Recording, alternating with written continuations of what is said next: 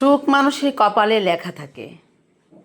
সুখটা এমন একটা জিনিস, কিছু কিছু মানুষ আছে কোটিপতির গড়ে, জমিদারের গড়ে থেকেও কান্না করে, আর কিছু মানুষ আছে মাটির গড়ে থেকেও সুখে থাকে।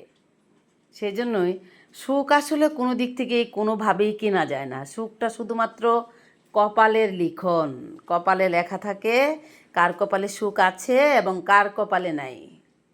সুখ জিনিসটা হচ্ছে স্বর্ণের হরিণের মতো, সেটাকে কিনতেও পাওয়া যায় না, ধরতেও পাওয়া যায় না, চাইলেও পাওয়া যায় না। সুখ ভাগ্যের লিখন, কেউ খণ্ডাতে পারে না। সুখ পাখিটা সবার ভাগ্যে হয় না, কেউ জোর করে ধরে আনতে পারে না।